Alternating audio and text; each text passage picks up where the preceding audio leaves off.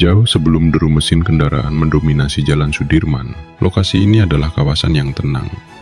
Inilah gedung Jending Ziekenhuis Petronella, cikal bakal rumah sakit Bethesda yang masih eksis hingga hari ini. Dibangun di atas tanah hibah Sri Sultan Hamengkubuwono VIII oleh J.G. Scheurer pada rentang 1899 hingga 1900, rumah sakit ini awalnya merupakan misi kesehatan Kristen.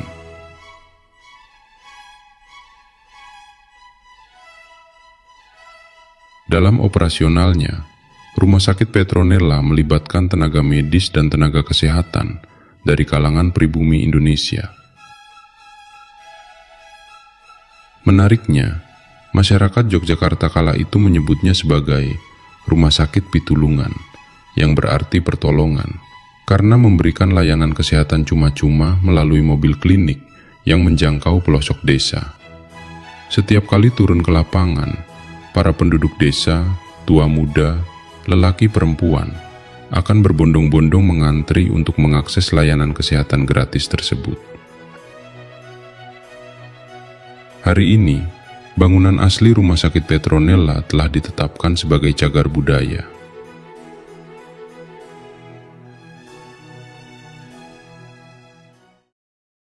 Tahukah Anda, pada era kolonial, Yogyakarta adalah negeri gula.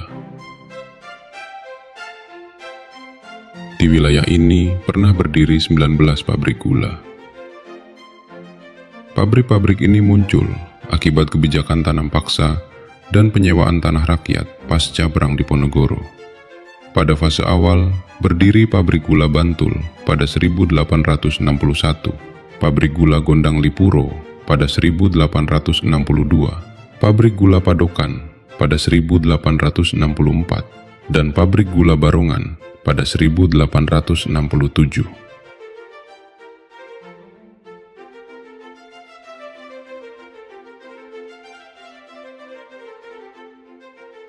Pabrik gula merupakan sebuah kompleks. Selain pabrik, dibangun pula perumahan bagi kepala pabrik dan karyawan, serta permukiman sederhana bagi para buruh. Ada pula sarana kesehatan, seperti klinik atau rumah sakit, saluran irigasi, sekolah, hingga lahan pemakaman.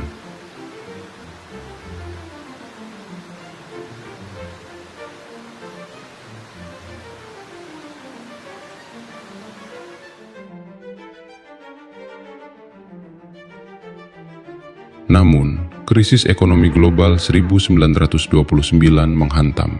Dari 19 pabrik, hanya 6 yang mampu bertahan, yakni pabrik gula Tanjung Tirto, Cebongan, Medari, Gondang Lipuro, Padokan, dan Gesikan. Pabrik-pabrik lain beralih fungsi menjadi tempat penggilingan beras. Ada pula pabrik-pabrik yang dibiarkan kosong karena kekurangan modal.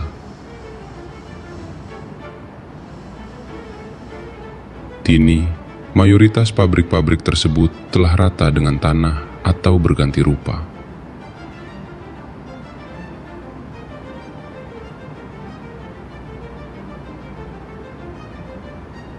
Jika Anda bersekolah di SMA Negeri 2 Bantul, Anda sebenarnya sedang berada di bekas lokasi pabrik gula Bantul. Begitu pula dengan Museum Dirgantara, yang dulunya adalah pabrik gula Wonocatur. Dari belasan pabrik, hanya pabrik gula Padokan yang masih bertahan hingga kini setelah diintervensi oleh Sri Sultan Hamengkubuwono IX dan berganti nama menjadi Madukismo pada 1955. Bergeser ke aspek pendidikan dan keberagaman, kita melihat jejak Holland's Kinese School. Ini adalah sekolah khusus bagi anak-anak Tionghoa yang tidak mendapat tempat di sekolah pemerintah kolonial. HCS pertama didirikan di Kampung Gandekan pada 1912, yang lokasinya kini menjadi SMP Negeri 3 Yogyakarta.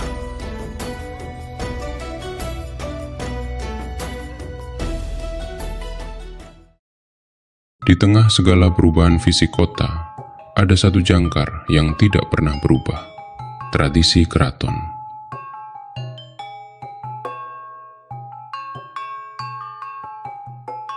Inilah Gerbek Syawal, sebuah perayaan ucapan syukur memperingati berakhirnya bulan suci Ramadan. Tampak para abdi dalam mengenakan pakaian adat.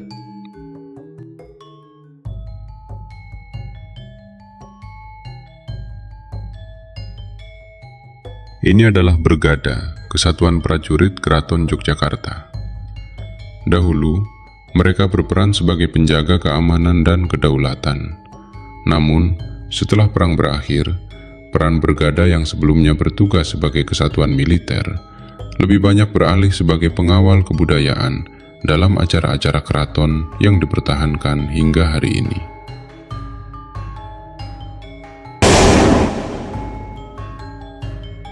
Salah satu ciri khas Gerbek adalah gunungan yang disusun dari berbagai hasil bumi. Setiap gunungan akan diangkat oleh sekitar 10 orang abdi dalam. Kemudian dengan dikawal oleh Bergada, gunungan-gunungan itu akan diarak dari alun-alun utara Keraton Yogyakarta menuju Masjid Gede Kauman, Paku Alam, dan kantor Kepatihan. Gunungan yang telah diserah terimakan dan didoakan, kemudian akan dibagikan kepada abdi dalam, serta diperebutkan oleh masyarakat. Footage ini menjadi bukti, jantung budaya Yogyakarta tetap memegang teguh akarnya. Kita bergerak menuju dua puncak kekayaan budaya Nusantara. Borobudur adalah candi Buddha terbesar di dunia, sekaligus salah satu monumen Buddha terbesar di dunia. Borobudur memiliki koleksi relief Buddha terlengkap dan terbanyak di dunia. Nama Borobudur pertama kali ditulis dalam buku Sejarah Pulau Jawa, karya Sir Thomas Stamford Raffles. Candi Prambanan adalah bangunan candi bercorak agama Hindu terbesar di Nusantara. Candi ini dipersembahkan untuk Trimurti, 3 dewa utama Hindu, yaitu Dewa Brahma, Wisnu, dan Siwa. Ini adalah ruang utama candi, tempat bersemayam Arca Siwa Mahadewa, setinggi 3 meter. Sebelum era bioskop dan televisi mendominasi, wayang orang adalah salah satu puncak dari industri hiburan di Yogyakarta.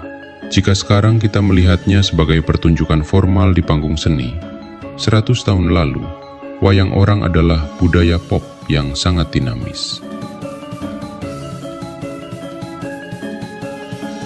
Kesenian ini memadukan drama, musik gamelan, dan koreografi yang rumit.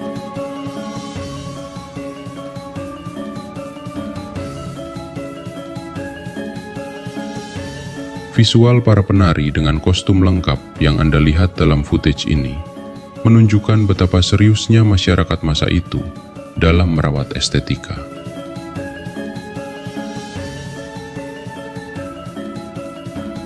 Bagi para penonton pada 1920-an, menonton wayang orang adalah cara mereka memahami wira carita agung seperti Ramayana dan Mahabharata melalui penokohan manusia yang nyata. Sebagai penutup perjalanan kita beralih ke bentuk kesenian yang paling kontemplatif, wayang kulit. Jika wayang orang mengandalkan gerak raga, wayang kulit bermain dengan imajinasi melalui bayangan di balik kelir putih. Bayangkan suasana Yogyakarta 1 abad lalu. Malam yang gelap tanpa lampu jalan, di mana satu-satunya sumber cahaya adalah api lampu blencong yang bergoyang tertiup angin. Disinilah masyarakat berkumpul, duduk berjam-jam hingga fajar menyingsing, mendengarkan wejangan sang dalang. Sebuah penutup yang mengingatkan kita bahwa meski teknologi terus berganti, pencarian manusia akan makna hidup tetaplah sama.